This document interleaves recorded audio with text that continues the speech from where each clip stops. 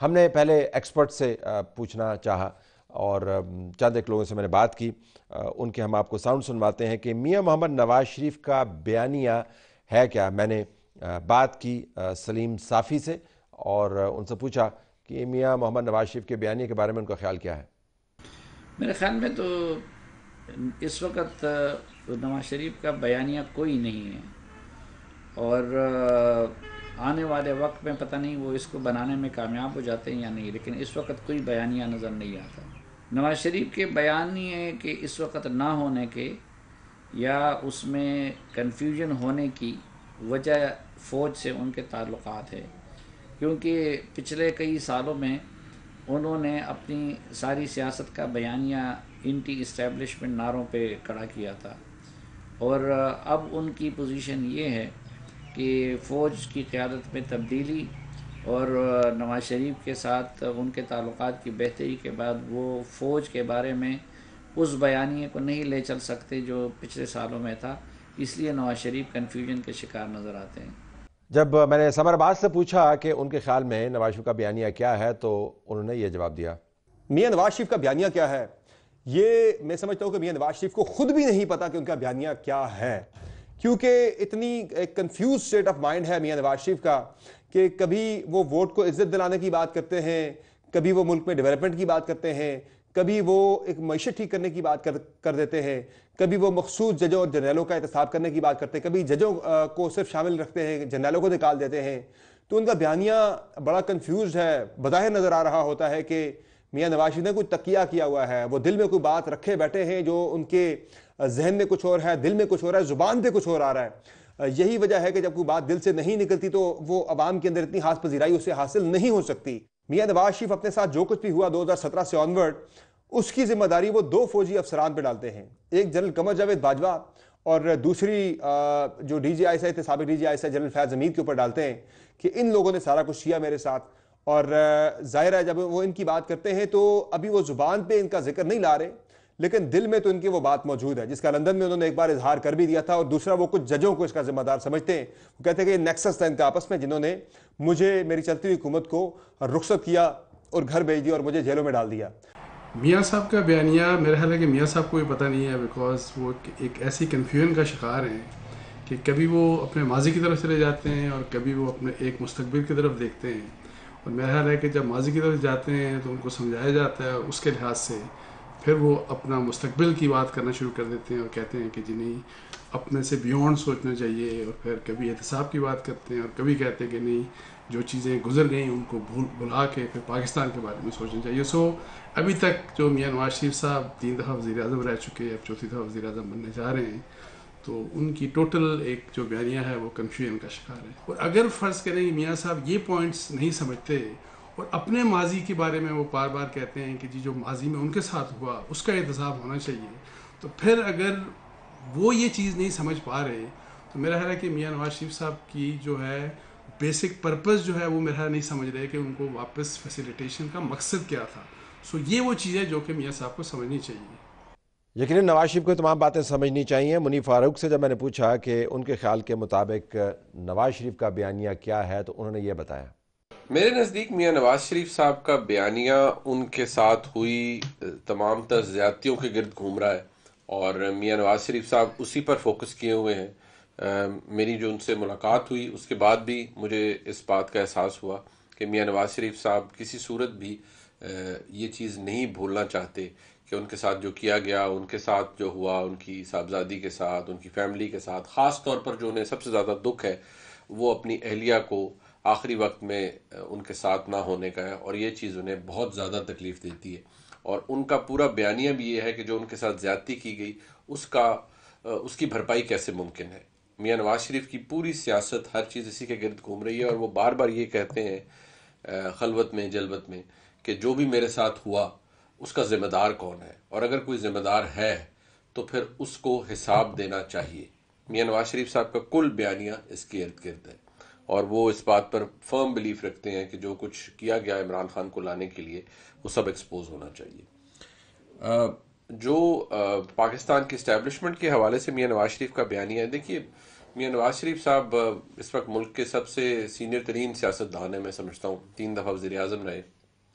ان کے پاس بہت کچھ ہے بتانے کے لیے، اور ان کے پاس بہت کچھ ہے جو انہوں نے ایکسپیرینس کیا ہے. میں سمجھتا ہوں وہ اس بات کا ادراک رکھتے ہیں کہ پاکستان میں سویلین سپیس بڑی تیزی سے ایروڈ ہوئی ہے، اور اگر وہ دوبارہ وزیر اعظم بنتے ہیں تو ان کو بڑا خود کو تحمل مزاجی کے ساتھ اور بڑا ریسٹرکٹ کر کے شاید آگے معاملات کو چلانا پڑے گا.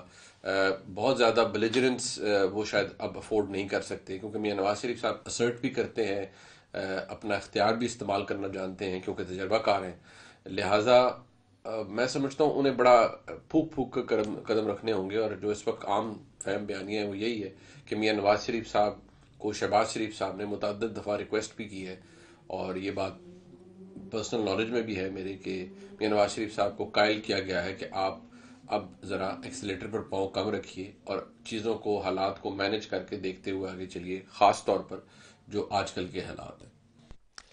یعنی نواز شریف صاحب کو گڈی احتیاط سے چلانی ہے، یہ منیب فاروق بتا رہے تھے کہ ان کی معلومات کے مطابق نواز شریف کو یہ بتایا گیا. عرفان صدیقی صاحب استاد بھی ہیں، ماہر لکھاری بھی ہیں، لیکن اب ان کی لکھت پڑھت کا امتحان ہے. میاں محمد نواز شریف کے بیانیے کو وہ حتمی شکل کیا دیں گے؟ جب ہم نے ان سے بات چیت شروع کی تو پہلا سوال یہی بنتا تھا. تھینک یو ویری مچ، آپ نے ہمیں وقت دیا. تو نواز شریف کا کیا بیانیہ ہے، ہمیں سمجھائیں تو صحیح. دیکھیں، یہ سوال تو بڑا مختصر سا ہے نا، لیکن اتنا جواب دینے کے لیے جو مجھے ٹائم چاہیے وہ شاید آپ نہ دے سکیں. بیانیے میں 2 چیزیں بنیادی ہیں. ایک تو یہ ہے کہ جو اس ملک کے ساتھ ہوتا رہا ہے پچھلے 76 برس میں، اس کا نشانہ نواز شریف تو بنے، بہت سے دوسرے وزرائے اعظم بھی بنے، سیاسی جماعتیں بھی بنی. سب سے زیادہ جو بنے ہیں وہ پاکستان کے لوگ ہیں، پاکستان ہے. آپ دیکھیں کہ ارد گرد جو ہمارے ساتھ آزاد ہوئے وہ کہاں پہنچ کے، ہم انہی حرکتوں کی وجہ سے یہاں کھڑے. ایک بیانیے کا حصہ تو یہ ہے کہ یہ ریپیٹ نہیں ہونا چاہیے. وہ بار بار یہی کہتے ہیں کہ جی حساب کون دے گا، کیا کرے گا. جو باٹم لائن ہے وہ یہی ہے کہ یہ ریپیٹ نہیں ہونا چاہیے، نمبر 1. دوسرا یہ ہے کہ نواز شریف کے ایکشنز کو اگر دیکھا جائے 90 سے لے کے آج تک، تو ان کے جو تینوں ادوار ہیں ان میں ایک چیز آپ کو نظر آتی ہے، ارریسپیکٹیو آف ریٹرک اور دوسری باتیں، کہ اس نے عمل کیا، کام کیا. پاکستان میں اگر آپ کو کچھ بھی نظر آتا ہے، انفراسٹرکچر نظر آتا ہے، بندرگاہیں نظر آتی ہیں، ہوائی اڈے نظر آتے ہیں، موٹر ویز نظر آتی ہیں، بجلی کے کارخانے نظر آتے ہیں، انویسٹمنٹ نظر آتی ہے، یہ ساری کی ساری چیزیں نواز شریف کے بیانیے کا حصہ ہے. وہ بیانیہ جو شاید بیان نہیں ہوتا لیکن ایکشن میں ضرور آتا ہے. لیکن بیان آپ نے کیا ڈیولپمنٹ کے حوالے سے آپ نے بات کی، اپنے پروجیکٹس کا ذکر کرتے ہیں. تو یہ 2 چیزیں ہیں ان کے بیانیے میں. لیکن پہلی چیز کو آپ زیادہ بیان نہیں کرتے، تسلسل کے ساتھ بیان نہیں کرتے. نقاد جی کہتے ہیں کہ فلپ فلاپ ہے آپ کا بہت زیادہ، آن اگین آف اگین. آج بیان دے دیا کرگل میں مجھے کیوں نکالا، پھر خاموشی ہو گئی. فلپ فلاپ ہے آپ کے خیال میں یا نہیں؟ دیکھیں، فلپ فلاپ آپ کو کسی حد تک محسوس ہوتا ہے جب میڈیا کی آنکھ سے آپ دیکھتے ہیں، لیکن اگر آپ اس شخص کی جگہ بیٹھ کے دیکھیں تو شاید آپ کو فیل نہ ہو. ہوتا یہ ہے کہ ایک شخص کے اوپر اتنی لمبی افتاد بیتی ہے، 9 سال اس نے حکومت کی ہے، 10 سال وہ ملک سے باہر رہا ہے، ماں مر گئی، باپ مر گیا، بیوی مر گئی. اس کی جگہ بیٹھ کے اگر آپ سوچیں نا تو وہ سٹیٹ آف مائنڈ کو اگر آپ سٹڈی کریں، وہ اس سے نکلنا بھی چاہتا ہے، وہ آگے جانا بھی چاہتا ہے. تو وہ تھوڑا سا جو آپ فلپ فلاپ جسے کہہ رہے ہیں نا، تذبذب میں ہے نواز شریف نہیں، تذبذب نہیں ہے. تذبذب نہیں. کل انہوں نے بڑی کھل کے بات کی ہے کہ ہم ان چیزوں کو اب بھی بیک برنر پہ رکھنا چاہتے ہیں، ہم ملک کو آگے لے کے جانا چاہتے ہیں. بٹ اس کی شرط جو انہوں نے پہلے مینار پاکستان کے جلسے میں بھی کہا تھا کہ یہ چیزیں اگر ریپیٹ ہوں گی تو ہم آگے نہیں جا سکیں گے.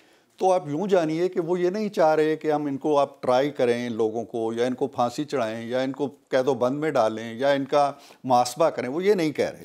وہ یہ کہہ رہے ہیں کہ ایک دفعہ آپ جان تو لیں کہ یہ چیزیں نہیں ہونی چاہیے، ایڈمٹ کریں اور پھر آگے چلیں. آگے چلنے کے لیے نواز شریف کے پاس ایک ہی فارمولہ ہوتا ہے کہ ملک کے لیے کام کرو، ترقی کے لیے کام کرو، لوگوں کے لیے کام کرو. یہی بیانیہ ہے. اچھا، اس پہ مجھے ڈرامے کی لائن یاد آ رہی ہے، مزاحیہ ڈرامہ ہوتا ہے، ان کے، کن کے، کون کے. مطلب آپ نام تو لیں. آپ فوج کی، پاکستان کی سیاست کے اندر جو مداخلت ہے جنرل پرویز مشرف سے شروع کریں، اور اس کے بعد جتنے جرنیل آئے، راحیل شریف سمیت، جنرل باجوہ سمیت، اور تینوں کو ایک ستم ظریفیہ نواز شریف نے اپنے ہاتھ سے اپوائنٹ کیا. انہوں نے جو نظام کے ساتھ کیا ہے، آپ چاہتے ہیں کہ وہ ریپیٹ نہیں ہو، نمبر 1، لیکن ان کا احتساب نہیں ہوگا. دیکھیں، ایک چیز ہوتی ہے کس چیز کو ہم آئیڈیلائز کر رہے ہیں اور کیا ہونا چاہیے.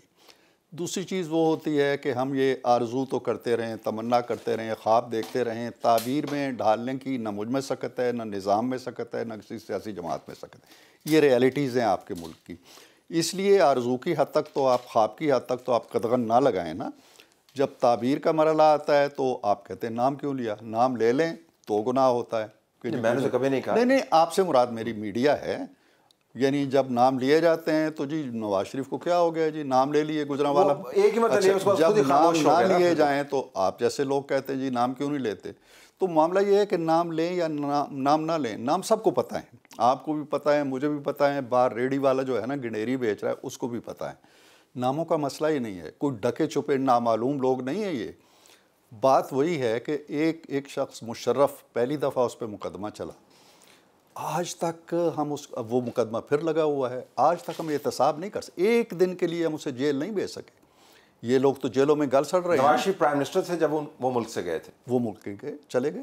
تو نواز شریف کی موجودگی میں وہ ملک سے گئے. تو نواز شریف کی موجودگی میں اور بھی بہت کچھ ہوا. نواز شریف کی موجودگی میں جب ہائی کورٹ نے ان کی ضمانت منسوخ کی، شوکت عزیز صدیقی نے، تو وہ وہاں سے بیٹھ کے سیدھے اپنے گھر گئے. کسی نے نہیں پکڑا. آج ضمانت منسوخ ہو رہا نواز شریف کی، باہر سے پکڑ لیں گے کھڑے ہو کے. تو اس لیے طلعت بھائی یہ جو معاملات ہیں اور مسائل ہیں ان کو ڈگ کرتے چلے جائیں. حقائق یہ ہیں کہ نواز شریف کو آج تک انہی چیزوں کی سزا مل رہی ہے اور بہت سے لوگوں کو بھی سزائیں ملتی ہیں ایسی چیز کی. ہمارے نظام کے اندر ایک کجی ہے، ایک کمی ہے، ایک خرابی ہے اور بڑی مدتوں سے ہے، 75-76 سال سے ہے. کب دور ہوگی اب آرزو کی جا سکتی.